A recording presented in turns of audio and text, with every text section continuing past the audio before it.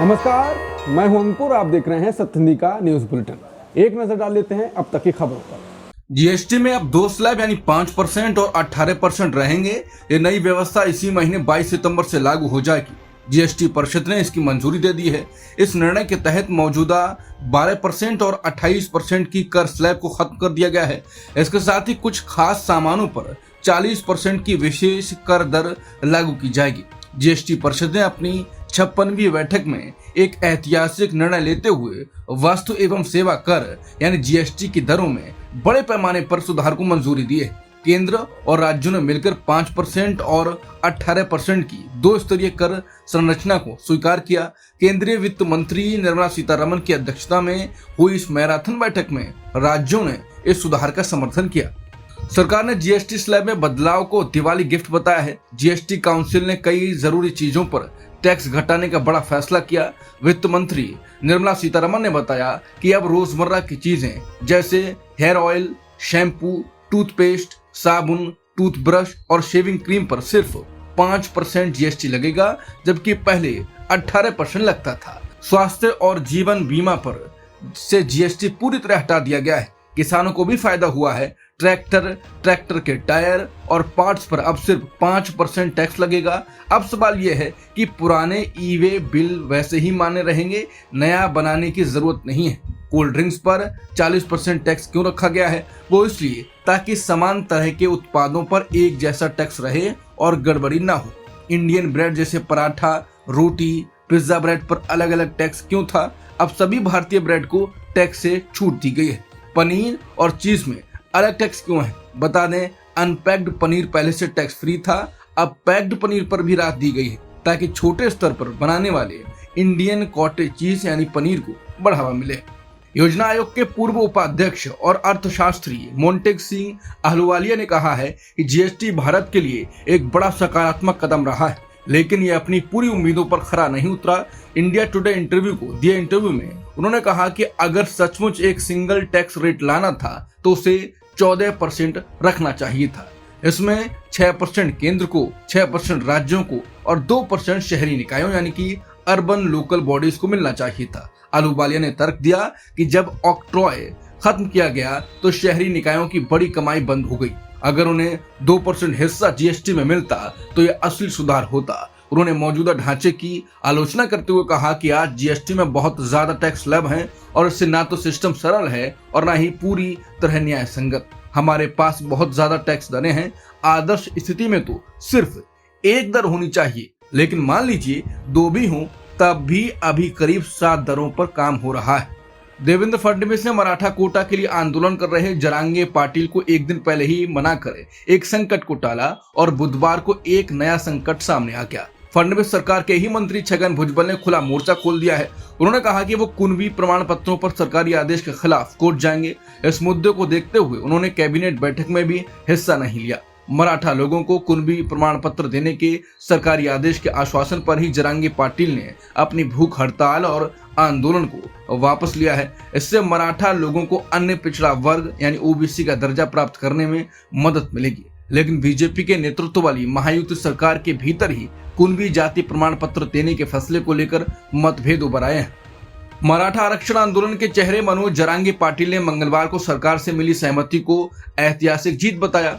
पाटिल, जो अपनी पहचान सफेद कपड़े, केसरिया गमछा और माथे पर तिलक से बनाते हैं, उन्होंने ऐलान किया कि अब योग्य मराठाओं को कुनबी दर्जा मिलेगा और इसके आधार पर वो ओबीसी कोटा का लाभ उठा पाएंगे। हालांकि सरकार ने जो जीआर यानी गवर्नमेंट रेजोल्यूशन जारी किया है उसके मुताबिक ये दर्जा सभी मराठाओं को नहीं मिलेगा। कुनबी दर्जा सख्त जांच और दस्तावेजों की पुष्टि के बाद ही दिया जाएगा। इसका मतलब है कि केवल एक छोटा हिस्सा ही आरक्षण का फायदा ले पाएगा, जबकि पूरी मराठा जाति को ओबीसी में शामिल करने की बड़ी मांग अब भी अधूरी है। गौरतलब है कि मनोज जरांगे पाटिल 2023 से लगातार आंदोलन कर रहे थे। पहले कई बार लंबे धरने प्रदर्शन के बावजूद उन्हें खाली हाथ लौटना पड़ा था। इस बार उन्हें अपनी 8 मांगों में से 6 पर सहमति मिली है। बता दें, मराठा समाज जो महाराष्ट्र की करीब 30% आबादी है, लंबे समय से शिक्षा और नौकरियों में आरक्षण की मांग कर रहा है। उनका कहना है कि सामाजिक दबदबे के बावजूद वो आर्थिक रूप से पिछड़े हैं। कर्नाटक में बीजेपी विधायक बीपी हरीश विवादों में घिर गए हैं। उन्होंने महिला आईपीएस अधिकारी और दावड़गेरे जिले की एसपी उमा प्रशांत पर बेहद अपमानजनक टिप्पणी कर दी है। एक कार्यक्रम में विधायक हरीश ने कहा, मैं विधायक हूं लेकिन जब एसपी मुझे देखती हैं तो चेहरा फेर लेती हैं। वहीं शमनूर परिवार के लोगों के लिए गेट पर इंतजार करती हैं और उनके घर की पामेरियन डॉग की तरह बर्ताव करती हैं।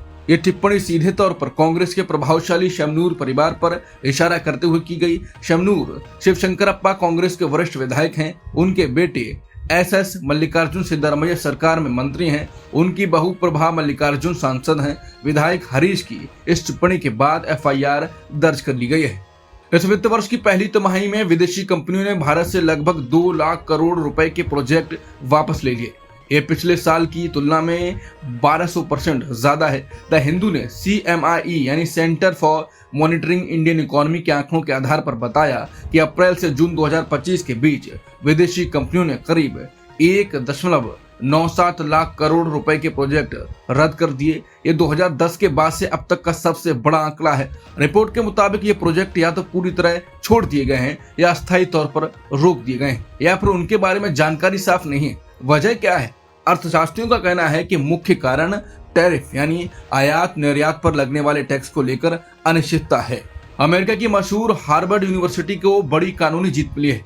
एक संघीय जज ने ट्रंप प्रशासन के उस फैसले को रोक दिया है जिसमें यूनिवर्सिटी के $2.6 बिलियन यानी करीब 21,000 करोड़ रुपए के रिसर्च ग्रांट काट दिए गए थे। यूएस डिस्ट्रिक्ट जज एलिसन बरूस ने कहा कि ट्रंप प्रशासन की कार्रवाई कानूनन गलत है और यह हार्वर्ड को निशाना बनाने जैसा है। दरअसल व्हाइट हाउस चाहता था कि हार्वर्ड अपनी नीतियों और गवर्नेंस में बदलाव करे, लेकिन जब हार्वर्ड ने इनकार किया तो सरकार ने पहले रिसर्च फंडिंग रोक दी और बाद में कटौती शुरू कर दी। इस फैसले से अब उन सैकड़ों रिसर्च प्रोजेक्ट्स को दोबारा फंडिंग मिल सकती है जो बीच में अटक गए थे। जज ने यह भी कहा कि सरकार ने इस मामले को एंटी सेमिटिज्म यानी यहूदी विरोध से जोड़ने की कोशिश की, लेकिन इसका कोई सीधा संबंध रिसर्च फंडिंग से नहीं था। जज बरूस ने लिखा कि रिकॉर्ड देखने पर साफ है कि ट्रंप प्रशासन ने एंटी सेमिटिज्म को सिर्फ बहाना बनाया और असल में यूनिवर्सिटी पर वैचारिक हमला किया। राष्ट्रपति ट्रंप के काम भारत के साथ साझेदारी को नष्ट कर रहे हैं। ट्रंप के ईगो को दुनिया के सबसे बड़े लोकतंत्र के साथ रणनीतिक संबंध को नष्ट करने की अनुमति नहीं दी जा सकती है। ये बयान एक कद्दावर अमेरिकी सांसद और 2 पूर्व शीर्ष अमेरिकी अधिकारियों के हैं। अमेरिका भारत कॉकस के सह अध्यक्ष भारतीय अमेरिकी कांग्रेस रो खन्ना ने कहा कि वो अमेरिका भारत साझेदारी को नष्ट करने के लिए ट्रंप द्वारा किए जा रहे प्रयासों पर अलार्म बजा रहे हैं। खन्ना ने ट्रंप पर अमेरिका भारत गठबंधन को मजबूत करने के लिए 30 वर्षों से चल रहे दोनों देशों को प्रयासों को कमजोर करने का आरोप लगाया।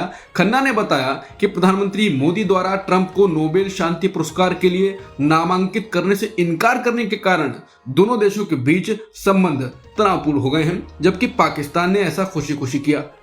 रूस के राष्ट्रपति व्लादिमीर पुतिन ने बुधवार को कहा कि वो यूक्रेन के राष्ट्रपति वोलोदिमीर ज़ेलेंस्की से मिलने को तैयार हैं, लेकिन शर्त यह है कि ज़ेलेंस्की मॉस्को आए। पुतिन ने साथ ही ये भी कहा कि अभी ये देखना बाकी है कि ऐसी मुलाकात का कोई फायदा होगा या नहीं। उधर यूक्रेन के राष्ट्रपति ज़ेलेंस्की लगातार पुतिन से मुलाकात की कोशिश कर रहे हैं ताकि किसी संभावित समझौते पर बात हो सके। अमेरिकी राष्ट्रपति ट्रंप भी इस मुलाकात के लिए कोशिश कर रहे हैं और शांति समझौते के ब्रोकर यानी मध्यस्थ बनना चाहते हैं। भारत और रूस के बीच S-400 surface to air missile system की अतिरिक्त सप्लाई को लेकर बातचीत चल रही है। रूस के रक्षा निर्यात अधिकारी ने बताया कि भारत पहले से ही S-400 का इस्तेमाल कर रहा है और अब नए डिलीवरी पर चर्चा हो रही है। भारत ने 2018 में $5.5 अरब लगभग 46,000 करोड़ रुपए का समझौता किया था। 5 यूनिट में से आखिरी 2026 और 2027 में मिलने वाले हैं। रूसी विदेश मंत्री सर्गेई लावरोव ने कहा कि भारत ने अमेरिका के दबाव में आकर रूस से खरीद बंद नहीं की और रूस इसकी कद्र करता है। भले ही भारत अब फ्रांस और इजराइल से भी हथियार खरीद रहा है, लेकिन 2020-24 के बीच 36% हथियार आयात रूस से ही हुआ। रूस का कच्चा तेल भारत के लिए और सस्ता हो गया है। अब ये ब्रेंट ऑयल से प्रति बैरल $3 से $4 कम कीमत पर मिल रहा है। ये दाम सितंबर अक्टूबर में आने वाले कार्गो पर लागू होगा।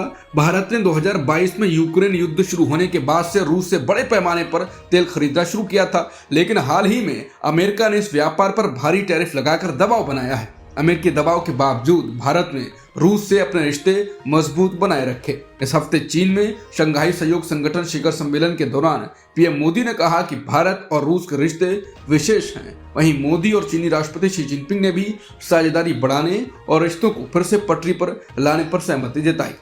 राहुल गांधी ने कहा है कि मोदी जी, पंजाब में बाढ़ ने भयंकर तबाही मचाई है। जम्मू कश्मीर, हिमाचल और उत्तराखंड में भी स्थिति बेहद चिंताजनक है। ऐसे मुश्किल समय में आपका ध्यान और केंद्र सरकार की सक्रिय मदद अत्यंत आवश्यक है। हजारों परिवार अपने घर, जीवन और अपनों को बचाने के लिए संघर्ष कर रहे हैं। मैं आग्रह करता हूं कि इन राज्यों के लिए, खासतौर पर किसानों के लिए विशेष राहत पैकेज की तत्काल घोषणा की जाए और राहत एवं बचाव कार्य को तेज किया जाए।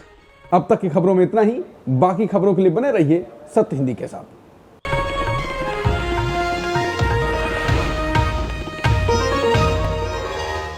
Copyright disclaimer under Section 107 of the Copyright Act 1976. Allowance is made for fair use for purposes such as criticism, comment, news reporting, scholarship, and research. Fair use is a use permitted by copyright statute that might otherwise be infringing.